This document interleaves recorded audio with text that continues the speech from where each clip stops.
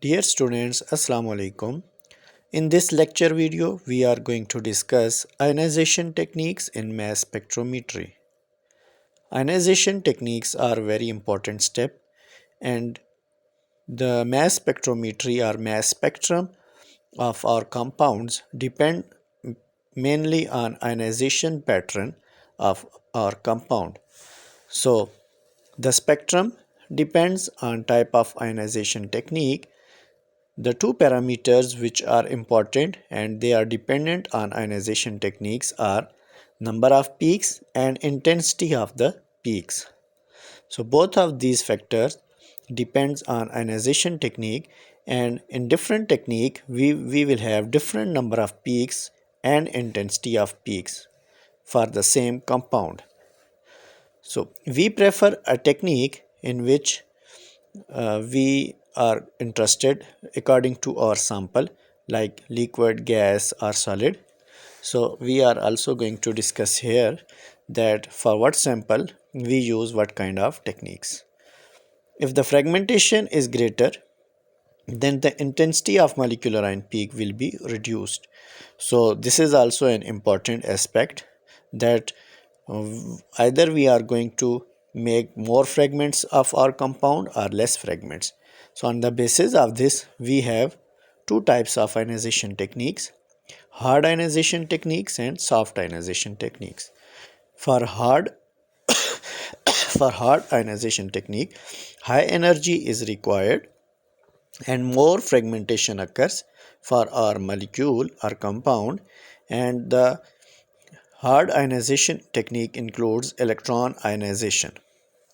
In soft ionization techniques, low energy is required and it causes less fragmentations of our compound, and the examples are electron spray ionization ESI, chemical ionization CI, field desorption, fast atom bombardment FAB, matrix assisted laser desorption ionization MALDI, thermospray ionization TSI, and some other techniques. So let's first we will discuss that what kind of sample, for what kind of sample we use what technique, which technique we will use. So according to our sample, if we have gas sample, so the sample is vaporized before ionization, or we have gas sample. For this we usually use electron ionization or chemical ionization if we are interested in soft ionization.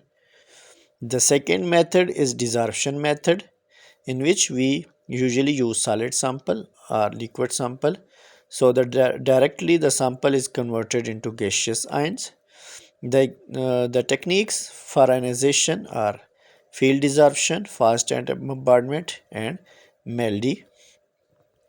For evaporation method, solvent molecules from the sample is evaporated, and for this, like if we have HPLC liquid sample, then we use electrospray ionization, thermospray ionization, or atmospheric pressure chemical ionization, or we use photo ionization, atmospheric pressure photo ionization technique. So first we will discuss what is electron ionization technique. It is hard ionization technique, and molecular ion peaks will produce more fragments.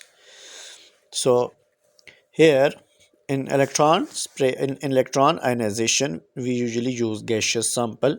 It may be connected with gas chromatography or GCMS, or we before this ionization chamber we can also use evaporation chamber in the mass spectrometry.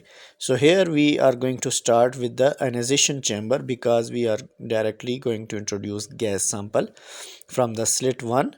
When the molecules enter, ionization occurs in this ionization chamber. It contains an anode, and some grids are present which are positively charged grids, and the major part is the tungsten filament, which produces a beam of electron, and this tungsten filament or the beam of electrons when strike on the molecule, it converts it into molecular ion peak, and fragmentation of our molecular ion peak like this. There are different type of fragments can be produced. The ionization chamber contains 10 power minus 5 torr pressure. So the pressure is reduced inside the ionization chamber. When it passes from the slit 2, it enters into the accelerated chamber or acceleration chamber, and the molecules are accelerated. Due to these grids, which are negatively charged grids, and each negatively charged grid, there will be a series of grids, and each grid is different from the another grid by a voltage of 8000 volt or 8 kilovolt. So the negatively charged plates, the negative charge on the plate increases as we go from left to right. So these are present in the series and they accelerate our molecular ions. And then after passing to the slit 3 or the acceleration chamber, they are deflected inside the magnetic field and then they are detected. So in this way the electron ionization scheme works and we get molecular ion peak and their fragments. The next is chemical ionization technique. For chemical ionization technique, we also use gas sample, and it can also be connected with gas chromatography. In this, we are going to represent here ionization chamber only, because after this the acceleration chamber and then the magnetic field detection will be the same. So here is the ionization chamber where reagent gas enters from this chamber at the pressure of 1 torr, and there will be a filament of tungsten or rhenium or iridium, and this filament will produce electrons which causes ionization of the reagent gas. The reagent gas may contain methane, ammonia, isobutane or isobutene. The analyte sample is introduced from this slit. It may contain our samples like alcohol, ethers, amino acids and esters. After entering into the sample, before entering of the sample, the gaseous reagent gas will be ionized due to these electron and they become free radical or carbonium ion. So in this way we get positively charged ions, and these charged ions are called primary ions or primary radicals. So here we are going to discuss that what are the primary ions. So primary ions may be methane with positive charge, or it may be methyl with positively charged. So it produces secondary ions. From this primary ion we get secondary ion, like here we have shown the reaction. Like here we have methane with positive charge, and when it reacts with other methane molecule we will get CH5 plus and CH3 free radical. Similarly, if CH3 positively charged when binds with the CH4, we can also get a secondary ion of C2H5 plus and hydrogen gas. And similarly here CH5 plus when binds with CH4 we get C2H5 plus and hydrogen gas. So in this way, after the formation of primary ions we get secondary ions, and after this, when these ions are produced inside the ionization chamber, we allow our sample to enter. So when our sample enters, the ionization will occur, and three different types of ionization can be observed in chemical ionization technique. It is proton transfer, hydride transfer or electrophilic addition. In proton transfer, the molecule when strike with the secondary ions or primary ions, it get M plus H positive ion. So we get M plus H peak. So 1 mass to charge ratio will increase due to this proton. Similarly, if we have this molecule and we have another some other ion, secondary ion, and we can also observe that hydrogen ion or proton will be lost from our molecule, and we get this kind of M minus H peak. So in this way, one proton will be less, and if we have, let's suppose we have 30, in this case let's suppose we have less, so in this case we sorry, it is M proton transfer, so it is again M plus H.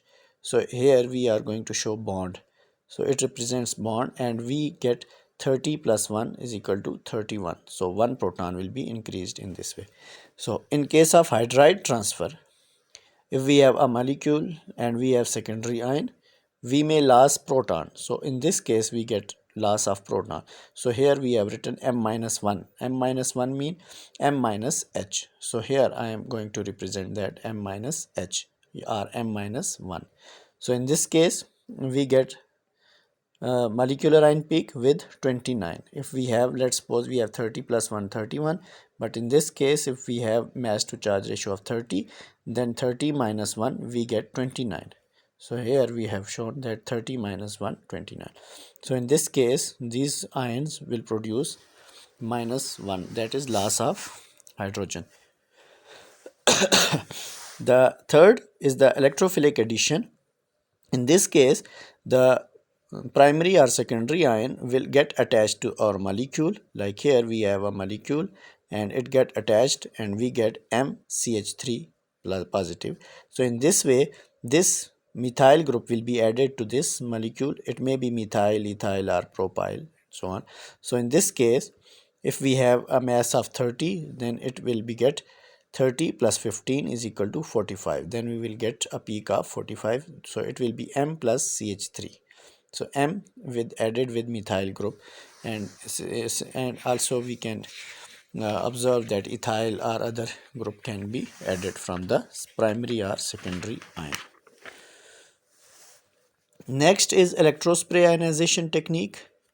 So electrospray ionization technique is also a soft technique in which it is used to analyze high molecular weight compounds and which are more labile and non-volatile.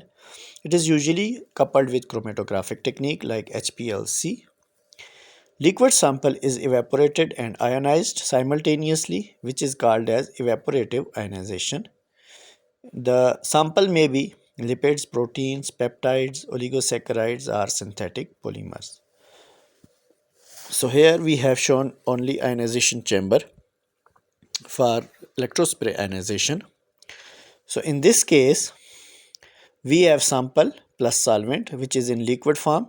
So electrospray ionization, in electrospray ionization, it is mostly connected with HPLC or column chromatography, or liquid sample can be injected in this case. So the liquid sample with solvent is injected from this capillary tube, and along with this capillary tube there is a nebulization nitrogen gas. It is nebulization gas which causes the spray of this sample. So this nebulization gas is only used, which is inert gas, and it is only used to make spray. So in this case, when these molecules ejected from this capillary tube, it becomes a spray like. And when this tip of this capillary tube is connected with the high voltage power supply, and this power supply, when connected with this tip of the capillary tube, and during ionization it also get charged. So during ionization these molecules also get charged due to the high voltage present here. So in this case the solvent is evaporated due to the high temperature inside the ionization chamber. It is due to the heat dissolution nitrogen gas. So heated nitrogen gas is also inserted inside the ionization chamber, and it causes the raise in temperature. So in this case evaporation of the sample solvent occurs, and our molecules get ionized. So these molecules also become a positively charged molecular ion, or they also get attached with the hydrogen. This hydrogen can be obtained from the solvent, and it becomes MH plus. In this case, the hydrogen is added to the molecule, and when these molecules enter into the acceleration chamber, they after passing through the acceleration chamber, they are get reflected inside the magnetic field and then detected.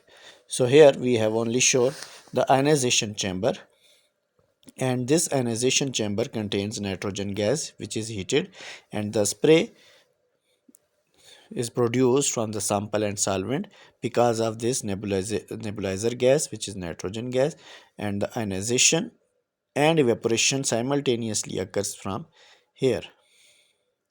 So in this case we get molecular ion peaks. And the last technique which we are going to discuss is matrix assisted laser desorption ionization technique, which is MALDI. It is important in case of solid material, and it can also be used for our liquid sample. So it is desorption technique. So desorption is opposite of absorption. So in this case the molecules are directly evaporated from the solid sample. So desorption ionization technique in mass spectrometry, it is soft ionization technique and mostly used for proteins, peptides, antibodies which are up to 300 kilodalton. Up to 300 kilodalton molecules are high molecular weight compounds we can use here in matrix assisted laser desorption ionization. And be remember that 1 dalton is almost equal to 1 AMU, atomic mass unit. So the pulse of laser, which is light amplification stimulated emission of radiation, which is the abbreviation of laser. So pulse of laser is used for the desorption of the sample. So how we can prepare our sample? The sample is dissolved in the solvent. So sample plus solvent gives us solution A. So this solution A, the concentration of the solution can be 0.1 milligram per ml or greater than this. So it should be not less than 0.1 milligram per ml. So this concentration is minimum concentration. And the other is matrix plus solvent. So this becomes a solution B, which is 10 milligram per ml, or it can be 100 milligram per ml. For the solution B, we dissolve matrix in the same solvent. After that, we mix solution A and solution B, and it is the mixture of the solution and it is the mixture of our sample and the matrix, and the ratio is 1 to 1000 ratio or 1 to 10,000 ratio. After this, it is allowed to cool down, and the sample along with matrix will be crystallized, which is called as co-crystallization. After the crystals formation, we use the MALDI plate and deposit that sample. But before this, what kind of matrix we can use? The matrix may be the acid, nicotinic acid, small molecules, dihydroxybenzoic acid or cinnamic acid. So these are the small molecular or organic acids which can be used as a matrix. And what are the characteristics of matrix? Matrix must be low molecular weight, acidic in nature, contains polar group, and have ability to absorb laser light. So these are the characteristics of the matrix that we use in our sample. When our crystals of matrix and sample is prepared, we will deposit it on MALDI plate. So here we have shown that the matrix in red color and our sample in blue color, they are deposited on the plate. And after this, when a laser beam strikes on this matrix or laser light, which is in the form of pulse, pulse means 1 to 20 nanoseconds. So 1 to 20 nanoseconds pulse of laser beam when applied from the source, we get the molecular ion peak attached with hydrogen which is taken from the matrix, and it gets MH positive ion or M plus molecular ion peak, and after this it is mostly attached with time of flight mass analyzer. So most of the time we uh, observe that it is attached with time of flight mass analyzer, so it is also called as MALDI-TOF. So this is for time of flight, which is MALDI-TOF. So evaporation and ionization occurs due to the sample and matrix. So protons from the matrix is transported to the sample, which is I have shown here. So there may be protonation or deprotonation in our sample. So in protonation, hydrogen ion will get attached and we get a molecular ion peak which is one proton greater, and these kind of molecular ion peaks are called quasi molecular ion peaks or quasi molecular ion peaks. Deprotonation, in case of deprotonation, one hydrogen will be less from our molecular ion peak and we get again the molecular ion peak which is less than one proton. Types of laser, we can use different types of laser. If we are going to use 337 nanometer laser, we can use nitrogen laser beam. For 355 nanometer, neodymium, yttrium, aluminium garnet or NdYAG can be used. For 2.9 micrometer, which is in infrared region, we can use iridium YAG. So these are different kinds of laser we can use in mass spectrometry or MALDI. So thanks for watching my video.